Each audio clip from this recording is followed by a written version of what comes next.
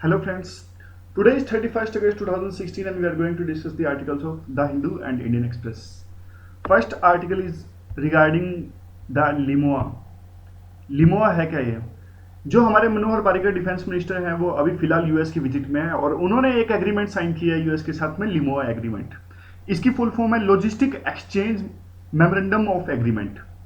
ये हमारे इंडिया और यूएस के रिलेशंस के लिए बहुत ही इंपॉर्टेंट एग्रीमेंट है। इससे हमारे रिलेशंस यूएस के साथ बहुत ही ज़्यादा स्ट्रेंथन होंगे।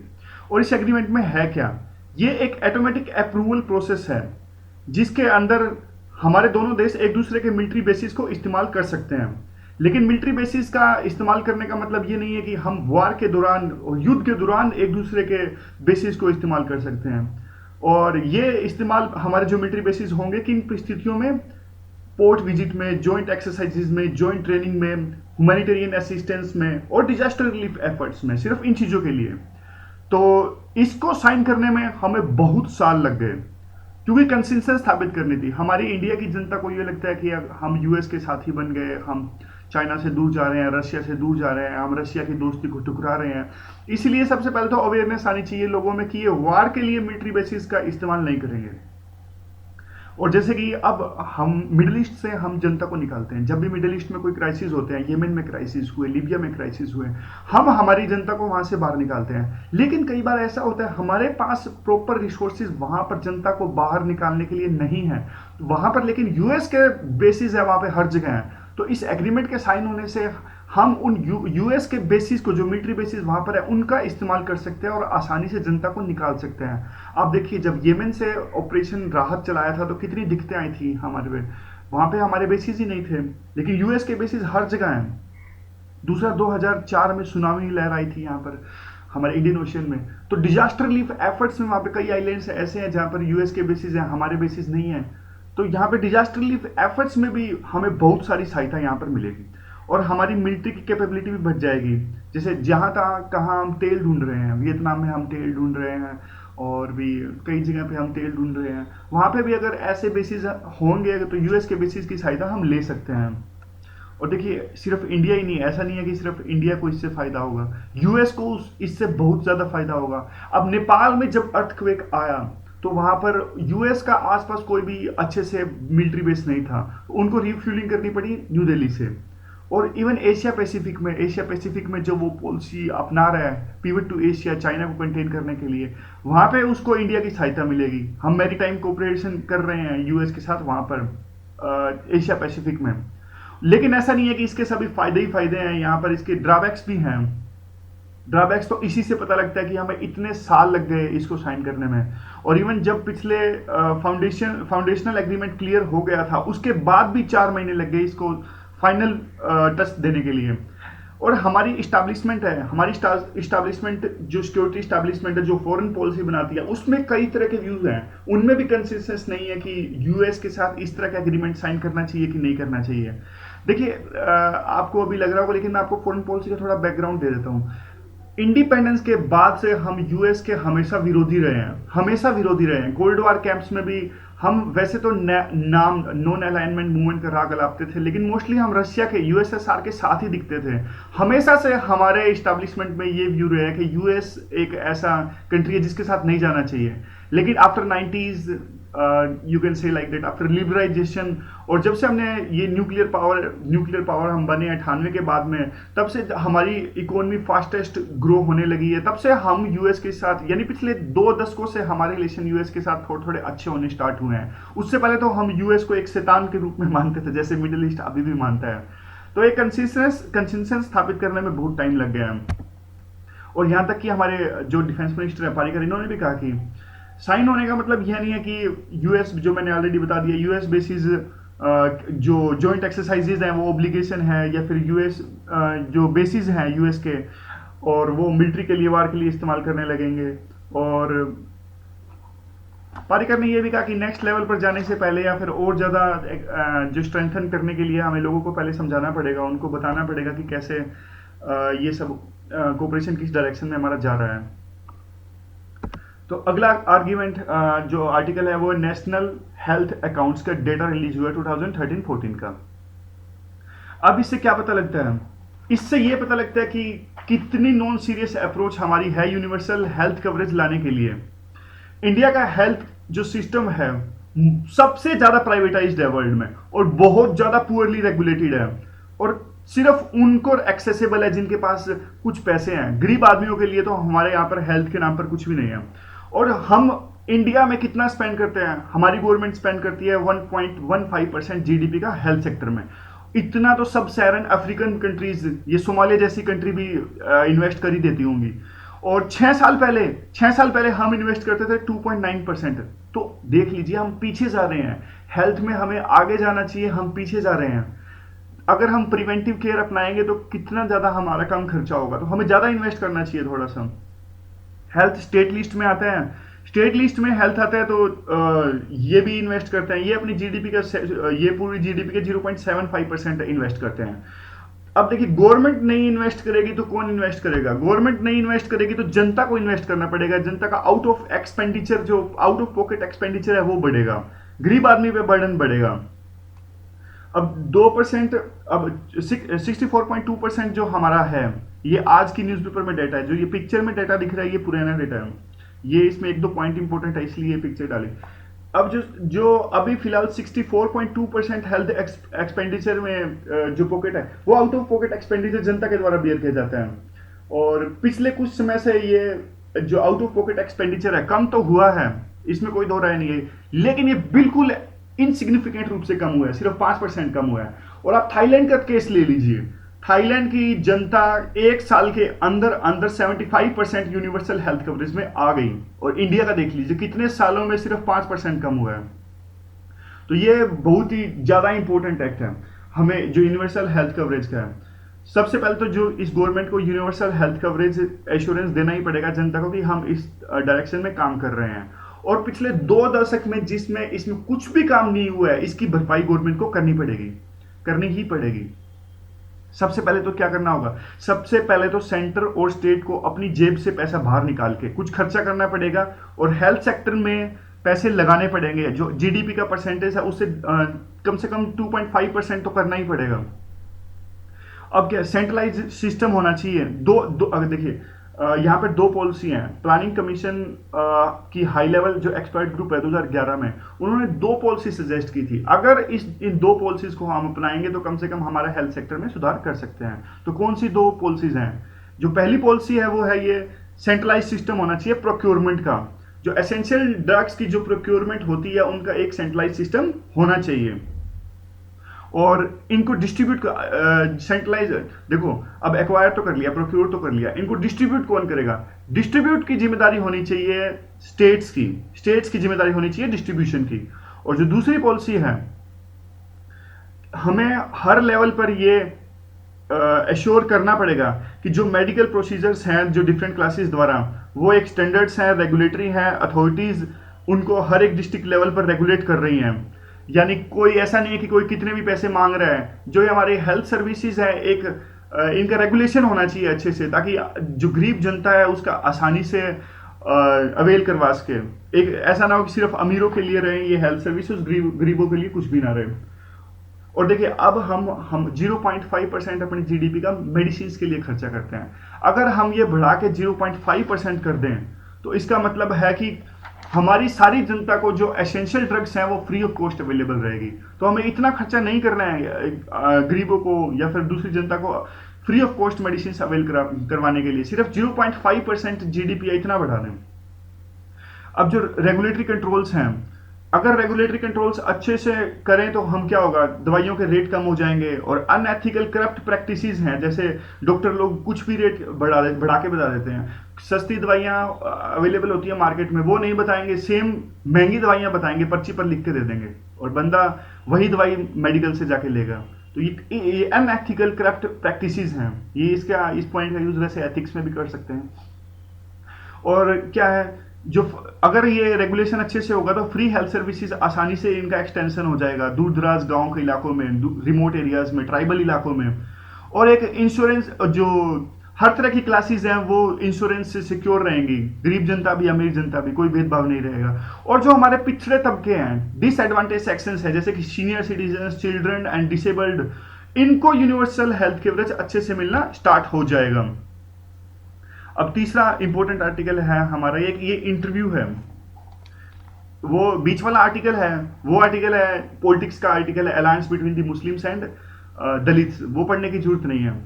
और ये एक इंटरव्यू है जो हमारे यूनाइटेड नेशंस जनरल असेंबली के प्रेसिडेंट है पीटर थॉम्सन, ये इंडिया में आए हुए हैं और इनका इंटरव्यू है। तो कुछ पॉइंट्स इसमें इंपॉर्टेंट है, we can discuss those points. अब देखिए पिछला 70वां सेशन हुआ था यूनाइटेड नेशन जनरल असेंबली का, 70 साल पूरे हुए थे यूनाइटेड नेशन को 2015 में। इसमें हमें उम्मीद थी कि परमानेंट जो सीट है और यूनाइटेड नेशन सिक्योरिटी काउंसिल है उसमें रिफॉर्म किए जाएंगे, लेकिन कुछ भी नहीं हुआ। पिछले साल इसकी उम्मीद थी हो जाएंगे, लेकिन कुछ भी नहीं हुआ। और इसके अलावा दूसरा जो एरिया जिसमें हमें बहुत ज्यादा उम्मीद है वो है comprehensive convention on international terrorism. India इस पे बहुत ज्यादा फोकस कर रही है, लेकिन दोनों के दोनों फ्रंट पर कुछ भी नहीं हो रहा है, इसलिए इंडिया की जो फ्रस्ट्रेशन है यूएन से वो बढ़ती ही जा रही है। अब आ गया 71वां यूएनजीए सेशन, इसमें मेन फोकस रहेगा सस्टेनेबल डेवलपमेंट गोल्स की तरफ में। पिछले साल ये साइन हुए थे, टारगेट है 2015 से लेकर 2030 तक का। इसमें शायद 17 टारगेट्स थे और ऑब्जेक्टिव्स थे 169। इनको फॉलो करना है, इनको कंप्लीट करना है 2030 तक। अब क्या है, अब रोड ब्लॉक्स क्या है, सिक्योरिटी काउंसिल में रिफॉर्म क्या है? तो रिफॉर्म कुछ भी नहीं है, ये जवाब देते हैं पीटर थॉम्सन। ये देते हैं कि नहीं, रिफॉर्म के खिलाफ कोई भी नहीं है, लेकिन विवादास्पद इश्यू ये है कि रिफॉर्म किस चीज के होने चाहिए, कैसे होनी चाहिए। अगर एक कुछ भी देश even in significant minority reforms के खिलाफ हैं तो आगे नहीं जा सकता, वहां पे कंसेंसस नहीं बन सकती, वहां पे कंसेंसस नहीं बन सकती। तो खिलाफ कौन है? खिलाफ है हमारा यूनाइटेड फॉर कंसेंसस यानी कॉफी क्लब। कॉफी क्लब में कौन सी कंट्रीज आते हैं? इटली, अर्जेंटीना, पाकिस्तान, ये लोग खिलाफ हैं किसके? रिफॉर्म्स के, यानी कंसेंसस के साथ हैं। और G4 कंट्रीज जो रिफॉर्म चाहती हैं उसमें आते हैं जापान, जर्मनी, ब्राजील और इंडिया। इवन P5 कंट्रीज हैं, ये भी नहीं चाहती कि रिफॉर्म आए, या फिर आधे अधूरे मन से ये चाहते हैं कि रिफॉर्म आए। तो क्या इंडिया, अब ये क्वेश्चन ये उठता है, क्या इंडिया को G4 में यानी इन सब देशों के साथ में जापान, जर्मनी, ब्राजील, इन सब के साथ मिलके परमानेंट सीट मांगनी चाहिए कि अकेले जानी चाहिए? तो इसका जवाब देते हैं ये यूएन का नेचर ही ऐसा है कि आप ग्रुप्स में बढ़ जाते हैं। जैसे G77 का ग्रुप ले लीजिए, क्योंकि आपके इंटरेस्ट सेम है तो आप सेम तरह की डिबेट में आपको पार्टिसिपेट करना होता है, तो इसलिए आप किसी ना किसी ग्रुप्स में तो आ ही जाएंगे। अब देखिए, अब इंडिया और जापान हम दोनों G4 में हैं। अब हम इसका नुकसान क्या है हमें? देखिए इंडिया का चाइना के साथ रिलेशन खराब है, लेकिन इतने खराब नहीं है। हमारा सिर्फ एक बॉर्डर डिस्प्यूट हुआ था 1962 में, इसके अलावा हमारे कुछ मतलब कॉलोनियल पास्ट हमारा नहीं है। लेकिन चाइना, आप देखिए चाइना और जापान के रिलेशंस कितने ज्यादा खराब हैं, उनके इमोशनल ब्रेक है उनके रिलेशंस में। Even president high level visit जो होती है वो भी बहुत रेयरली और बहुत कम होती है, क्योंकि जापान ने चाइना को ऑप्रेस किया था पूरे कॉलोनियल टाइम्स में, इसलिए उनके रिलेशंस इमोशनली, जैसे हमारे इंडिया और पाकिस्तान के साथ खराब है, उनके चाइना और जापान के रिलेशन ऐसे खराब हैं। और चाइना कभी भी नहीं चाहेगा कि जापान को यूनाइटेड जो नेशंस में है वो परमानेंट सीट मिले। इंडिया के लिए फिर भी जैसे तैसे करके वो कुछ करके मान मनोबल करके तैयार हो सकता है, वो जापान के लिए कभी भी तैयार नहीं होएगा, ये गारंटी है। अब दूसरी बात ये है कि रिफॉर्म्स की फ्रस्ट्रेशन इस बात की है कि कितना टाइम लग रहा है, कितने सालों से हम इसमें रिफॉर्म्स की बात कर रहे हैं, लेकिन अभी तक तो रिफॉर्म आए नहीं, बहुत साल हो गए हैं। 1945 में यूएन बनी थी, कितना ज्यादा चेंज आ चुका है। फिलहाल 70 सालों में आप देख लीजिए लैटिन अमेरिका यानी वो countries Brazil, Argentina, Venezuela, Colombia, इनको कोई भी रिप्रेजेंटेशन प्राप्त नहीं है। आप अफ्रीका देख लीजिए, अफ्रीका में इतने सारे देश हैं, पूरा एक कॉन्टिनेंट है, they don't have any representation into United Nations Permanent Council, so they will have to change. It has been 70 years since they made the last change into the United Nations Permanent Council. बीच में एक council एक change किया था वैसे, जिसमें non permanent seats बढ़ा दी थी, 10 कर दी थी। अब let's focus on the other fronts like terrorism. They are also not doing any progress on terrorism. India has been focusing, India कब से कह रहा है कि कुछ एक कन्वेंशन आनी चाहिए, लेकिन कुछ भी प्रोग्रेस इस बारे में है नहीं। और अब क्वेश्चन ये उठता है कि यूएन सही में रेलेवेंट है भी क्या नहीं है, यूएन कुछ काम कर भी रहा है क्या नहीं कर रहा है? तो इसके जवाब ये देते हैं कि देखिए यूएन काम करे या ना करे, यूएन का कोई फिलहाल अल्टरनेटिव है नहीं। यूएन को इसलिए बनाया गया था, यूएन को स्वर्ग पर ले जाने के लिए नहीं बनाया गया था, यूएन को इसलिए बनाया गया था कि वर्ल्ड नरक की तरफ ना जाए। और ये वैसे सच भी है, यूएन को बनाया गया था कि सेकेंड वर्ल्ड वॉर के बाद में, जहां बहुत सारा डिस्ट्रक्शन हुई थी। और और ये यूएन को इसलिए बनाया गया था कि कोई दूसरा वर्ल्ड वॉर ना हो इसके बाद में। अब देखिए यूएन ने कितना सारा काम भी किया है, एसडीजी में देख लीजिए आप, सस्टेनेबल डेवलपमेंट गोल में, पीस कीपिंग फोर्सेस में देख लीजिए आप। और जो प्रॉब्लम्स है लाइक क्लाइमेट चेंज, ये क्या यूएन के बिना कर सकते हैं? नहीं कर सकते हैं। अब यूएनएफसीसी ने तो साइन किया था। So the point is we need more UN then the less UN, लेकिन इसमें रिफॉर्म होने चाहिए। ऐसा नहीं हो कि अमीर अमीर देश जो है वो अपना कब्जा जमाए बैठे हैं, कोई डेमोक्रेसी से काम नहीं है, सिर्फ दिखाने के लिए डेमोक्रेसी है। तो अच्छे से काम होना चाहिए यहाँ पर। जब तक अच्छे से काम नहीं होगा तब तक फिर ये यूएन इतने ज़्यादा काम की नहीं है। तो इसमें रिफॉर्म्स की जरूरत है। अगला जो आर्टिकल हमारा है, देखिए अगला आर्टिकल सरोगेसी का है। I already told you that we are not going to do PhD in any topic. अब सरोगेसी पे डेली एक आर्टिकल आएगा, कल आएगा, परसों आएगा, तो डेली की डेली आर्टिकल डिस्कस करने की जरूरत नहीं है, एक एक पॉइंट ऐड होगा, लेकिन कॉस्ट बेनिफिट एनालिसिस कम है। तो लास्ट में कोई भी करंट अफेयर जब करेंगे तो एक कॉम्प्रिहेंसिव सरोगेसी का हम डिस्कस कर सकते हैं, लेकिन डेली डेली डिस्कस करने का कोई फायदा नहीं है। तो इंडियन एक्सप्रेस का एक आर्टिकल है, पिछले दिनों पैटर्निटी लीव थी, पैटर्निटी लीव हमारी सुर्खियों में थी, क्या इसे देना चाहिए कि नहीं देना चाहिए। मेनका गांधी जो हमारी women and child development minister है, इन्होंने एक बयान दिया था, जब तक कि एविडेंस नहीं मिलेगा कि fathers also care, we are not going to provide the paternity leave to the people. कम से कम हमें सबूत चाहिए कि वो केयर करते हैं। अगर किसी मैन ने एक भी सिक लीव ली हो चाइल्ड केयर के लिए, हम इनफ एविडेंस है इसके बारे में, तो हम सोच सकते हैं फादर्स को पैटर्नल लीव देने के बारे में। उनका यह स्टैंड बिल्कुल सेम है जो उनका स्टैंड है मैरिटल रेप के बारे में। उन्होंने कहा था कि अगर इनफ एविडेंस है मैरिटल रेप के बारे में तभी इस पे कानून बनाने पर विचार किया जा सकता है, नहीं तो नहीं किया जा सकता। तो अब क्वेश्चन ये उठता है, क्या उनको वेट करना चाहिए कि फादर्स चाइल्ड केयर की तरफ ध्यान दें और तब हम जाके लॉ बनाएं? क्या ऐसा नहीं हो सकता कि पहले हम लॉ बनाएं और फिर फादर्स केयर करना स्टार्ट करें, यानी वाइस वर्सा, उल्टा भी तो हो सकता है। क्या स्टेट इंतजार करेगा कि पेरेंट्स जो फादर है वो केयर करना स्टार्ट करें और फिर लीव प्रोवाइड करें? अब गवर्नमेंट छुट्टी देना स्टार्ट करे तो इसका मतलब ऑटोमेटिकली ये है कि कुछ ना कुछ तो वो चाइल्ड केयर करेंगे ना, यानी दोनों की बराबरी होनी चाहिए, मदर्स और फादर्स इक्वल होने चाहिए चाइल्ड केयर के। चाइल्ड केयर करने का पूरा बोझ मदर्स ही क्यों उठाएं, फादर्स को भी उठाना पड़ेगा, उनको भी छुट्टी दो और वो भी चाइल्ड केयर उनकी जिम्मेदारी है। अब मेनका गांधी के इस आर्ग्यूमेंट को कैसे काउंटर करें? आप देखिए एक चाइल्ड केयर लीव है जो 2008 में 6th पे कमीशन में इंट्रोड्यूस इसको किया गया था। ये पहले सिर्फ सेंट्रल गवर्नमेंट प्रोवाइड करती थी, अब स्टेट गवर्नमेंट भी प्रोवाइड करते हैं।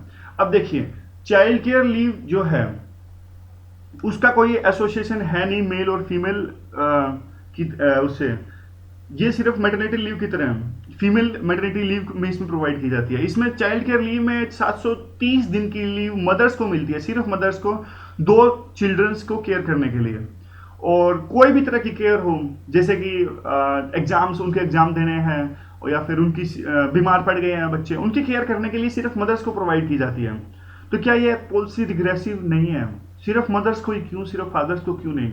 वो भी तो अपने बच्चों की केयर कर सकते हैं, वो भी तो अपने बच्चों का ध्यान रख सकते हैं। देखिए ये जो व्यू है एक ये फेमिनाइन व्यू है, ये ऑप्शनल्स में ज़्यादा आता है, पॉलिटिकल साइंस सोशियोलॉजी में ज़्यादा आता है। थोड़ा सा बता देता हूँ, एक लाइन शायद आपको कुछ आइडिया मिले, डीप में नहीं जाऊँगा।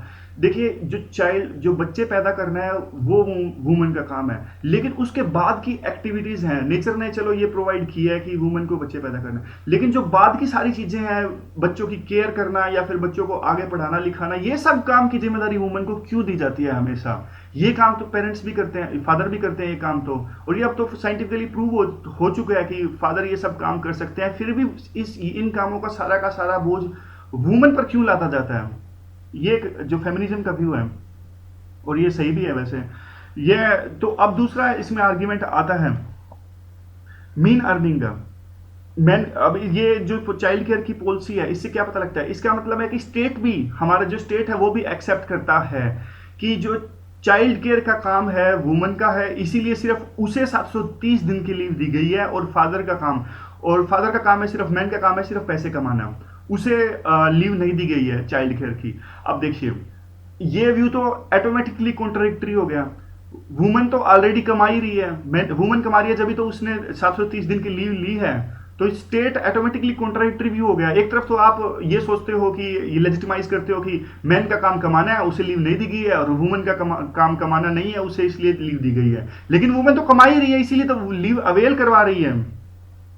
अब ये कोई भी एविडेंस है नहीं कि देखिए, अब वुमन को जो इसमें केयर दी गई है, जो लीव दी गई है, अब अभी तक ऐसा कोई भी एविडेंस नहीं है कि अगर वुमन चाइल्ड की ज़्यादा केयर करें तो वो ज़्यादा सक्सेसफुल होंगे, वो ज़्यादा एग्जाम्स में उनके नंबर ज़्यादा आएंगे, या फिर बुखार से जल्दी ठीक होंगे। ऐसा कोई भी एविडेंस नहीं है कि फादर अगर ऐसा करें तो वो ज़्यादा सक्सेसफुल नहीं होंगे। और सब्सटेंटेटिव जो चाइल्ड केयर लीव है वो फादर्स को दी जानी चाहिए। अब चाइल्ड केयर लीव जो डिस्क्रिमिनेटरी हैं, जो ये हमारी जो राइटर हैं, उन्होंने एक आरटीआई लगाई थी। आरटीआई में उन्होंने लगाया कि जो चाइल्ड केयर लीव है कितने फादर्स ने या कितने मदर्स ने अवेल कराई। तो उनको मिला, सब्सटेंस मिला इस चीज़ में। उनको लगा कि बहुत सारे फादर्स ने भी ये चाइल्ड केयर जो लीव है वो अवेल करवाई। ये वो फादर्स थे जिनकी पत्नी या तो डिसेबल है, या फिर लंबे टाइम से बीमारी से ग्रस्त हैं, या फिर वो सिंगल फादर्स हैं। उन्होंने करवाई तो सही, उन्होंने चाइल्ड केयर के लिए लीव ली तो सही, और वो ये आरोप लगाते हैं कि ये बिल्कुल ज़्यादा डिस्क्रिमिनेटरी है चाइल्ड केयर सिर्फ महिलाओं के लिए और मदर्स के लिए। उनका बल्कि ये आरोप है कि महिलाएं इस चाइल्ड केयर लीव का 730 दिन तक गलत इस्तेमाल करती हैं। उनको इतने ज़्यादा बच्चे स्कूल जा रहे होते हैं, इतना ज़्यादा चाइल्ड केयर की जरूरत नहीं होती, फिर भी वो चाइल्ड केयर का इस्तेमाल करती हैं। तो इसके बाद में बस यही है, कुछ खास इस आर्टिकल में है नहीं। कुछ पैटर्निटी लीव का इंपॉर्टेंट है, ये एग्जाम में आ सकता है, लेकिन कुछ अभी तक आर्टिकल कुछ इंपॉर्टेंट आया नहीं है। जैसे कुछ इंपॉर्टेंट आर्टिकल आता है अच्छे से डिस्कस करेंगे इसको। ओके गाइस, अच्छा एक सेकेंड थोड़ा सा ये डिस्कस कर लेते हैं हम, जो अभी हमने डिस्कस किया यूएन की परमानेंट सीट के बारे में। अब यूएन की परमानेंट सीट, ये जो पॉइंट्स थे, कुछ आर्टिकल इसमें अच्छा नहीं था तो कुछ पॉइंट्स मैं आपको बता देता हूँ। सबसे पहले तो अगर यूएन की परमानेंट सीट हमें मिले तो हमें फायदा क्या है इसमें। हमें फायदा कुछ चीजों का ऐसा है कि अगर ये यूएन की परमानेंट सीट मिलती है हमें, तो हमें वीटो पावर मिल जाएगी। वीटो पावर मिलने का फायदा क्या होगा हमें, अब जैसे कश्मीर जैसे इश्यू पर कल को कोई रेजोल्यूशन पेश आता है, तो हम उसको अगर परमानेंट सीट में रहेगा, हमारे पास वीटो पावर रहेगी, तो we can outrightly reject that resolution. Second thing is we would be having the great influence in the world politics. हमारा कद इससे बढ़ जाएगा अगर हमारी परमानेंट सीट हमारा रहेगा। तीसरा फायदा हमें होगा, हमारी स्ट्रेंथ का ऑफिशियल रिकॉग्निशन होगा। हमारे लोग हमारे वर्ल्ड में हमको हमारा सम्मान करना स्टार्ट करेंगे, हमारी पावर को मानने लगेंगे। और चौथा फायदा हमें ये होगा, जो यूएन मोर डेमोक्रेटिक हो जाएगी। देखिए, हम we are the largest democracy, 130 crore लोग हैं हम, और डेमोक्रेटिक वे से गवर्नमेंट चुनते हैं और डेमोक्रेटिक वे से रहते हैं। हमारा inclusion United nation permanent council में इटसेल्फ मेक्स यूनाइटेड नेशंस मोर डेमोक्रेटिक। और हमें मिलनी क्यों चाहिए, क्या कारण है हमें मिलनी चाहिए। देखिए, हम पूरे वर्ल्ड की 1/5 पॉपुलेशन तो इंडिया के पास में है, फास्टेस्ट ग्रोइंग इकोनॉमी है, स्टेबल और रिस्पॉन्सिबल न्यूक्लियर पावर है। कितना ज़्यादा न्यूक्लियर पावर करने के बाद में भी आज तक हमारी पॉलिसी, हमारा जो न्यूक्लियर डॉक्ट्राइन है, कितना शांतिपूर्वक हमने इसे फॉलो किया है। और हम यूएन पीस कीपिंग फोर्सेज में हम कितना ज़्यादा कंट्रीब्यूट करते हैं। हम शायद सेकंड लार्जेस्ट हैं, शायद याद आ रहा है मुझे, पहले नंबर पे बांग्लादेश है, दूसरे नंबर पे इंडिया, आप चेक कर लीजिए। और फिर इसके बाद आते हैं रोड ब्लॉक्स क्या हैं। रोड ब्लॉक्स तो सबसे ज्यादा तो परमानेंट मेंबर्स ही हैं, जो P5 कंट्रीज हैं। ये क्यों चाहेंगे कि हमारी पावर्स और कोई किसी को बंदे को मिले। तो सबसे बड़े तो रोड ब्लॉक्स ये हैं, ये आधे अधूरे मन से हाँ करते हैं लेकिन अंदर से कोई भी नहीं चाहता है, यानी ये बिल्कुल रोड ब्लॉक्स हैं। और दूसरा है ये हमारा जो इसके फंड्स हैं यूनाइटेड नेशंस के इकोनॉमी के अंदर, इतना ज्यादा हम अब फिलहाल कंट्रीब्यूट नहीं कर रहे हैं। पीस कीपिंग फोर्सेज में तो हम बहुत ज्यादा कंट्रीब्यूट कर रहे हैं, लेकिन इकोनॉमी में फंड्स कंट्रीब्यूट नहीं कर रहे हैं। तीसरा कॉफी क्लब और यूनाइटेड फॉर कंसेंसस। जैसे यूनाइटेड फॉर कंसेंसस में वो कंट्रीज हैं, जैसे इंडिया के खिलाफ पाकिस्तान है, और जर्मनी के खिलाफ इटली है, और ब्राजील के खिलाफ अर्जेंटीना है। ये कंट्रीज भी इसके खिलाफ हैं। ठीक है, बस ये थोड़ा सा डिस्कस करना था। अच्छा, ये आप एक बताइए, थोड़ा सेशन को इंटरेक्टिव बना सकते हैं हम। और यार थैंक यू वगैरह मत कहिए, आप बस एक क्वेश्चन का आंसर कर दीजिए daily. So through this we can make the session more interactive. तो आज आप इस क्वेश्चन का आंसर कर सकते हैं कि क्या पैटर्निटी लीव मिलनी चाहिए कि नहीं मिलनी चाहिए। तो हम आर्टिकल का वेट क्यों ही करें, तो पहले से हम आर्टिकल हम मिलकर तैयार कर सकते हैं। It is kind of group discussion, I am not teaching you, we are doing the group discussion. तो आप इसका कमेंट में आंसर कीजिए, क्या पैटर्निटी लीव मिलनी चाहिए कि नहीं मिलनी चाहिए और क्या रीजंस हैं इसके। Okay guys, thanks very much for listening.